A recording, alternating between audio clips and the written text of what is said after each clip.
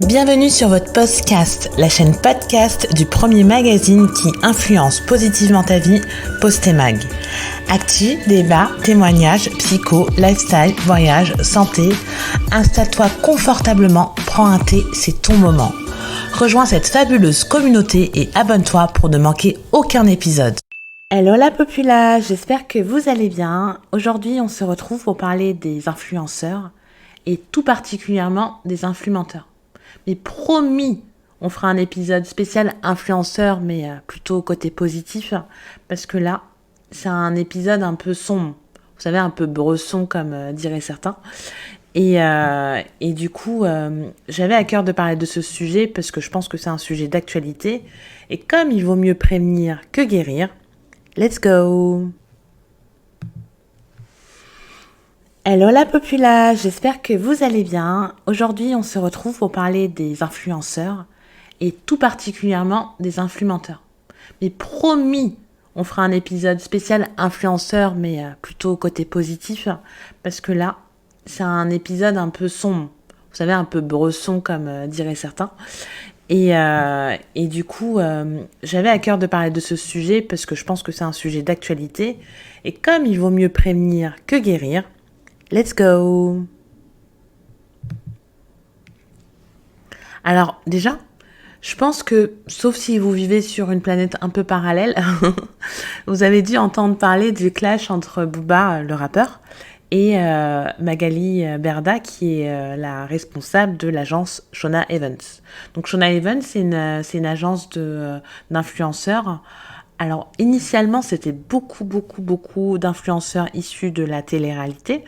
Mais aujourd'hui, il y a quand même des influenceurs lambda, donc ceux qui ont construit leur notoriété sur Internet, qui ont rejoint cette agence. Voilà, donc ils ont diversifié un petit peu les profils. Alors pourquoi Booba, un rappeur, est rentré en guerre contre Magali Berda, qui est plutôt du coup dans le monde de l'influence? Tout simplement parce que Booba, il a décidé de porter la voix du peuple, donc des internautes surtout, qui ont massivement, depuis des mois et parfois certains même depuis des années, parce qu'il y a carrément des groupes qui se sont formés, des groupes qui se sont formés pour justement dénoncer les arnaques des influenceurs. Et donc il a décidé de porter cette voix-là pour que tout le monde soit au courant des actions, des mauvaises actions d'ailleurs, menées par ces influenceurs. Alors, d'autres accusent Booba d'avoir fait une vengeance personnelle. Moi, j'en sais rien. En tout état de cause, je me dis que la cause est noble et qu'il est vrai qu'il était temps que quelqu'un mette les pieds dans le plat et que ça s'arrête. Alors finalement, qu'est-ce qui est reproché à Magali Berda et à ses influenceurs? Alors, je dis les influenceurs, mais il ne faut pas mettre tout le monde dans le même panier. C'est une partie des influenceurs qui s'adonnent à ça et pas tous. En général, ils sont issus de la télé-réalité et du coup, ce qui est assez triste, c'est finalement qu'ils acquièrent des fans grâce au programme télé. Donc en fait, c'est tout un circuit, toute une sorte de machine de guerre. Donc ils passent à la télé. Ils acquièrent la sympathie du public parce que y a des ados, des jeunes adultes qui s'identifient à eux. Ils sortent, ils vont sur Instagram, donc ils ont une fanbase qui est quand même importante. Et du coup, en fait, ils sont happés par les filets de deux agences principalement. Donc c'est Shona Evans et Oui Evans. Et donc du coup, derrière, la machine de placement de produits et la machine à cash commence. Donc c'est plutôt ce genre d'influenceurs-là. Et ce qui leur est reproché donc à eux et à leurs dirigeants, donc Magali Berda qui a été ciblée, mais il y a aussi Wesley du coup qui est concerné, même si son nom n'est pas sorti, c'est le dropshipping. Alors qu'est-ce que c'est que le dropshipping? En fait, le dropshipping, c'est le fait d'acheter des produits à un prix très très bas. Généralement, c'est sur des sites chinois et de les revendre à un prix très très très élevé. Admettons, on achète je sais pas, on va partir sur une montre, une montre à 1,50 € sur AliExpress et on va le revendre à notre fanbase, à nos followers à 100 €. Là où le dropshipping il est intéressant pour les influenceurs, parce que parfois, en fait, on leur demande de faire la promotion de dropshipping, mais c'est pas eux qui sont derrière. Donc ils font un dropshipping pour une société X. Et parfois, ils le font eux-mêmes, c'est-à-dire ils cachent en fait leur identité. Donc les abonnés ne savent pas que c'est l'influenceur qui détient l'entreprise, mais en fait, c'est bien l'influenceur. Donc en fait, il fait sa propre promo sans expliquer qu'il fait sa propre promo. Ce qui est intéressant dans le dropshipping pour eux, c'est qu'il n'y a pas de stock. En fait, quand la personne elle clique sur commander, c'est directement le site en Chine. Bon, je prends la Chine parce que c'est régulièrement de là-bas d'où ça vient. Donc c'est le site directement qui envoie à la personne concernée le produit. Là où ça peut être énervant, c'est que déjà, c'est vrai que je pense que on sait tous très bien que les industriels font des marges, que finalement on paye pas le prix du produit, le prix brut. Mais passer d'une montre qui a été payée 1,50 € et la payer 100 €, je pense que c'est rageant. Surtout vu la qualité de la montre, parce qu'elle est survendue comme si c'était The Montre, et en fait finalement c'est une qualité de MERDE, et 100 € pour un étudiant, 100 € pour un jeune actif, voilà, c'est 100 €. De toute façon, 100 € pour tout le monde, c'est 100 €. Donc c'est très dur de se dire qu'aujourd'hui où on a une baisse du pouvoir d'achat, on se fait arnaquer sur des produits qui valent 1,50 €, on les paye 100 €. Donc ça, c'est pour ceux qui arrivent à recevoir le produit et qui se rendent compte que c'est pas d'une qualité de 100 €. Il y a d'autres qui en fait ne reçoivent jamais le produit parce que il s'est perdu, il a été bloqué à la douane, parce qu'il n'a pas été envoyé. Donc ça, en fait, ils ont payé 100 € et ils ont eu 0 à côté, quoi. Ils ont même pas le produit à mettre à côté. Donc ça, c'est ce qui est reproché dans le cadre de ce dropshipping-là. Mais principalement, c'est vraiment la qualité qui va pas et les produits non reçus. Donc le dropshipping, j'ai envie de mettre une croix dessus et faites attention si un influenceur vous parle d'une marque, vous propose une marque qui est inconnue au bataillon, etc. Faites vos recherches sur Internet. Essayez de voir s'il y a vraiment quelque chose derrière ou c'est plus une société un peu écran avec du dropshipping derrière. Parce que ne payez pas le prix le plus haut, le plus fort pour un produit bas de gamme. On peut aussi reprocher de promouvoir tout ce qui est fake, falche, ou on va appeler ça de la contrefaçon, parce que c'est de la contrefaçon finalement. Et c'est vrai que ce qui est étrange, c'est que ces influenceurs-là sont dans des agences.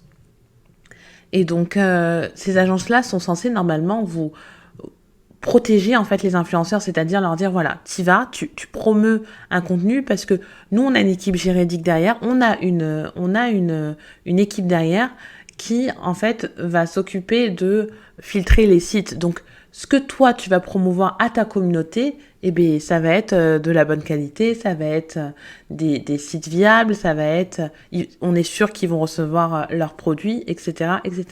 Et surtout, ça va vraiment être conforme à la législation française. Et là, on se rend compte que finalement, on a des influenceurs en agence qui se mettent à promouvoir des contenus de contrefaçon.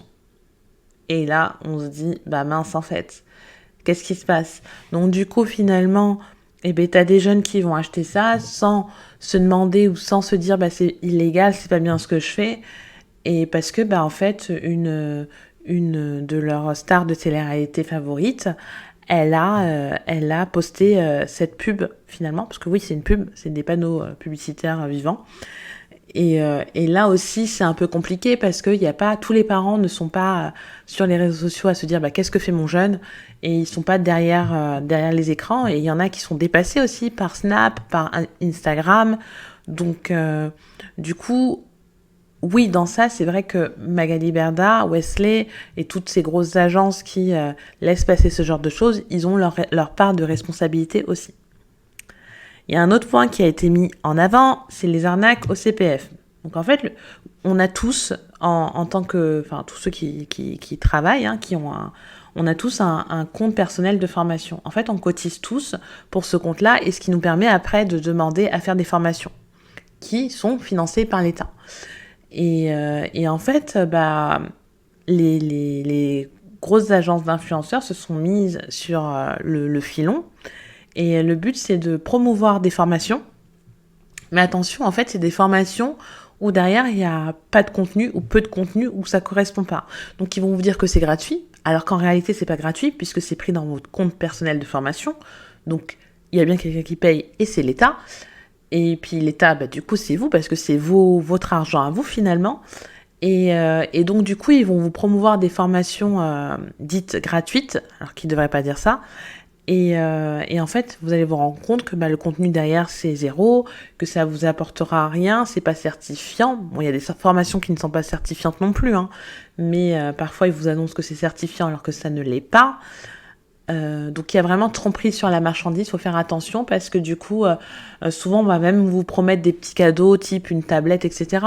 Mais finalement c'est cher payé une tablette qui va coûter 250 euros, 300 euros pour vous avoir pris sur votre compte personnel de formation 3000. Donc du coup là aussi on se dit que font les équipes de ces agences-là, quoi. Il y a aussi, ce qui est reproché aussi beaucoup, c'est les conseils médicaux.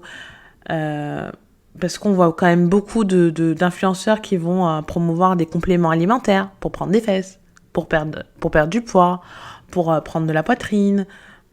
Finalement, en fait, on se dit, mais what si c'était aussi simple d'avoir une grosse poitrine ou avoir des grosses fesses, etc., pourquoi elles-mêmes, elles vont faire de la chirurgie? C'est-à-dire que les mêmes qui vont vous promouvoir des produits pour faire pousser les cheveux ou pour avoir plus de fesses ou de seins ou peu importe, c'est les mêmes qui mettent des extensions, c'est les mêmes qui font des injections, qui font des chirurgies. Alors, je suis pas du tout contre la chirurgie. Je pense que chacun doit faire ce qui lui convient le mieux. Et si elles sont en accord avec elles-mêmes en faisant de la chirurgie ou autre, tant mieux pour elles. Moi, ce que je dis juste, c'est que attention, quand on a un public jeune et crédule et que il y a des jeunes femmes ou des jeunes hommes qui veulent leur ressembler, il faut faire attention à ce qu'on promeut et surtout quand ça n'a pas prouvé son efficacité. C'est-à-dire que dire à son audience, dire que voilà, j'ai les cheveux qui ont poussé ou voilà, vous voyez bien, ma peau s'est raffermie alors que la crème, elle a été reçue 5 minutes avant, elle a été testée une fois et qu'en fait, les soins qui ont été prodigués sont différents, que tu fais de la chirurgie, que tu mets des extensions, no way. Je pense que là, c'est quand même le pompon sur la Garonne. Et donc, je trouve que c'est très bien, en fait, finalement, que Booba ait mis en lumière le travail, parce qu'il y a réellement un travail derrière. Il y a des sortes d'associations qui se sont créées, des groupes Facebook, des groupes Twitter, des groupes Instagram, pour dénoncer un petit peu toutes ces fake placements de produits, finalement. Et je trouve ça très bien, en fait, que Booba il est porté la voix et mis en lumière en fait les différents points qui sont reprochés aux influenceurs. Mais finalement, on se rend compte qu'il y a deux types d'influenceurs. Il y a vraiment l'influenceur qui est un influenceur, donc qui en fait c'est finalement toute sa journée il va la passer à faire des placements de produits qui sont plus ou moins douteux. Là, on l'a vu récemment avec Dylan Thierry, je crois que c'est ça son nom de famille. Qui a fait un placement de produit pour un médicament qui guérit du cancer. Excusez-moi, mais c'est aberrant. Alors j'espère que la justice va être saisie parce qu'on ne peut pas faire ça. On ne peut pas promouvoir un médicament qui guérit du cancer aujourd'hui. Je suis désolée, j'en perds les mots tellement je suis choquée. C'est choquant. Je trouve ça choquant aujourd'hui de sortir des énormités pareilles. Alors, je pense qu'il n'est pas dans une agence, mais quand bien même, à un moment donné, un peu de bon sens. Faut arrêter de se dire, on ne connaît pas le marché, il n'est pas régulé, moi on m'a dit ci, on m'a dit ça. Non, on se renseigne un petit peu. Et de toute façon, je pense que la promotion de ce genre de choses, de médicaments, etc., ça ne devrait pas être autorisé. Ça devrait être interdit parce que quand on a, quand on a un cancer, on va voir son médecin. Quand on a des boutons ou autre, on va voir son dermatologue. On va pas voir son influenceur préféré qui va nous dire mets telle crème, fais ci, fais ça. On se rend compte aussi, moi c'est un truc qui me choque totalement, que finalement les influenceurs, ils partagent certes leur mode de vie, mais ils se rendent pas compte de l'audience qu'ils ont derrière. Moi, quand je vois des nanas enceintes, des influenceuses enceintes promouvoir des thés minceurs ou des compléments alimentaires pour avoir des cheveux plus longs ou même pour couper la faim ou autre, je me dis, mais où va le monde? Vous êtes enceinte, les filles, faites attention. Et je regarde souvent et je vois que c'est déconseillé à la femme enceinte ou à la femme allaitante. Mais je suis sûre qu'elle-même, elle n'a pas goûté son produit. Et je me dis, alors je ne sais pas si c'est la marque qui a fait une erreur sur la personne ciblée ou si c'est l'agence qui envoie les produits à tous les influenceurs. Mais dans tous les cas, ça passe pas. Quand je vois certains influenceurs, donc là on n'est pas sur du placement de produits réels, et encore, je sais pas, parce que souvent ils oublient de mettre le sponsorisé. Mais quand tu vois l'influenceuse, elle est enceinte et tu la vois sur un bateau, les speedboats. Donc les speedboats, c'est les bateaux qui vont très vite et qui font des bonds sur l'eau.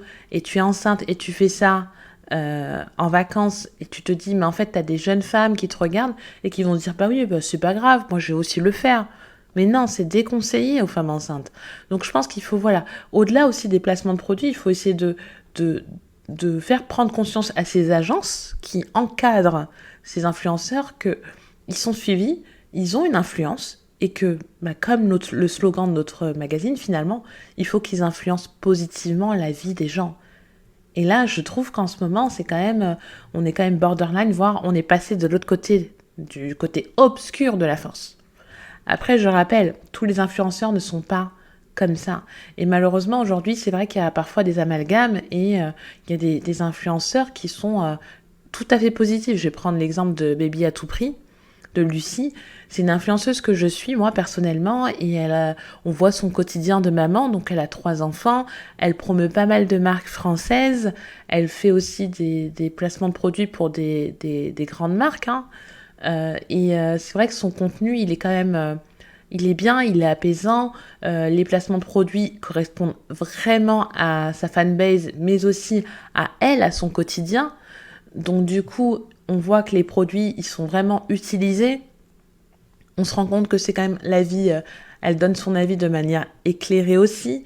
Donc du coup, ce genre d'influenceuse, oui, parce que du coup, je pense que voilà, on sent la sincérité de la personne et on sait elle nous promeut pas des produits qui sont dangereux ou fake ou elle a une certaine déontologie. Et on sait qu'elle a travaillé pour et elle travaille beaucoup pour. Après, se lever le matin, recevoir un mail en disant bah promeut les bonbons X et aujourd'hui, et on sait que c'est des bonbons qui sont pas sains ou la composition est douteuse ou promeut tel shampoing et tu dis oh c'est mon shampoing de toujours alors qu'en fait alors il paraît, ça c'est ce qui avait été dit aussi, que dans les shampoings qu'ils promeut, quand c'est des shampoings qu'ils n'aiment pas, ils mettent leur shampoing. Donc du coup c'est vrai que là c'est un peu compliqué parce que du coup on se dit bah finalement les shampoings ils ont une toxicité, l'influenceuse elle-même ne les utilise pas et elle les promeut. Heureusement, aujourd'hui, il y a Yuka, donc n'hésitez pas aussi, quand une marque est promue sur les réseaux sociaux, n'hésitez pas à regarder sur Yuka aussi sa note pour essayer de voir si c'est adapté ou pas, si c'est dangereux ou pas. Mais c'est vrai qu'aujourd'hui, voilà, je pense qu'il faut vraiment une police des réseaux sociaux, qui mettent des règles claires et qui surveillent un petit peu toutes ces pratiques. Alors ce qui est ironique un petit peu, c'est que Magali Berda, elle s'était proposée pour être à la tête du ministère des réseaux sociaux. Elle demande à ce que le marché soit régulé et moi j'avoue que ça me fait vraiment rire. Vraiment rire parce que je me dis finalement elle est à la tête d'une agence et puis finalement elle n'a pas réussi à gérer sa société comme il le faut. Elle n'a pas réussi à encadrer ses influenceurs.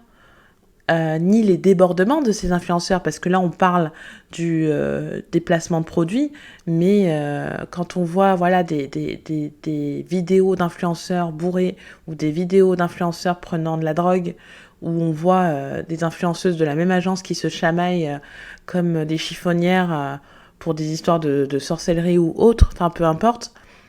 Je pense qu'à un moment donné, il faut d'abord cadrer ces influenceurs, il faut d'abord leur mettre des règles, leur dire attention, voilà, vous avez une fanbase qui est jeune, et je pense que ça se voit aussi sur Instagram, on le sait avec les comptes business, on peut savoir l'audience qu'on a, où elle se situe, la tranche âge. Et dans ces cas-là, il faut avoir aussi en agence même une sorte déjà de formation pour les former dès qu'ils arrivent dans l'agence aux bonnes pratiques et leur expliquer qu'attention, maintenant tu es une personne publique, donc tu fais attention à ce que tu dis, à comment tu dis, à ton comportement, parce que ça peut être imité par des jeunes, parce que l'harcèlement de telle influenceuse contre une autre, finalement, comment tu veux faire comprendre aux jeunes que l'harcèlement, c'est pas bien? Donc aujourd'hui, voilà, moi je dis pas Magali Berda en particulier, mais elle est patronne d'une agence comme Wesley l'est, et je pense que quand elle se veut dire à la tête d'un ministère, je me dis, d'abord, fais une refonte chez toi, d'abord, mets des règles de déontologie chez toi avant de vouloir réguler le marché des autres. Ça, c'est une première chose. Après, elle a dénoncé pas mal l'harcèlement qu'elle a reçu sur les réseaux sociaux par rapport à tous les faits qui ont été remontés, par rapport aux interventions de Booba. Moi, je suis d'accord avec elle, l'harcèlement, il n'est pas justifiable, on ne doit pas harceler, on ne doit pas insulter, etc. Après, je trouve que elle a pris le temps de répondre sur le sujet de l'harcèlement, alors qu'elle n'a pas pris le temps de répondre sur les arnaques. Et visiblement, en tout cas en externe, on n'a pas l'impression qu'elle ait pris l'ampleur de la situation en compte et qu'elle ait fait des grosses réformes dans son agence. Donc ça, c'est affaire à suivre. Maintenant, je répète, je pense que quoi qu'il arrive aujourd'hui, il ne faut pas harceler ces influenceurs-là. La meilleure manière de leur faire comprendre que stop, on s'est réveillé, on a les yeux ouverts, c'est unfollow. Arrêtez de leur donner des vues parce que finalement, c'est grâce à vous qu'ils sont là où ils sont. Donc on arrête de les follow et on follow des comptes d'influenceurs ou maintenant on va dire de créateurs de contenu parce qu'il y en a beaucoup à cause de la mauvaise image que dégagent les influenceurs, ne veulent plus être appelés influenceurs mais créateurs de contenu. Donc on follow des créateurs de contenu qui ont vraiment quelque chose à dire, qui ont vraiment un contenu à proposer, et en fait finalement on reprend le pouvoir parce que le pouvoir c'est vous qui l'avez, c'est nous qui l'avons, on l'a tous ce pouvoir. Et si on décide que ça y est, stop, c'est fini, le dropshipping c'est fini, les contrefaçons c'est fini, les arnaques CPF c'est fini, tromperie sur la marchandise c'est fini, les conseils médicaux etc c'est fini, en fait c'est aussi fini pour eux. Et c'est aussi fini pour Magali Berda, et c'est aussi fini pour Wesley. En tout cas, ils pourront pas continuer sans se réinventer et sans se dire que voilà, les gens ils ont compris et les gens ne veulent plus de nous comme ça. C'était tout pour moi. À très vite. Si vous êtes satisfait de cet épisode, n'hésitez pas à le liker et à le partager à vos proches, c'est gratuit. Si ce n'est pas encore le cas, vous pouvez aussi vous abonner. On se retrouve très vite sur la Pause Cast, la chaîne podcast de votre mag préféré.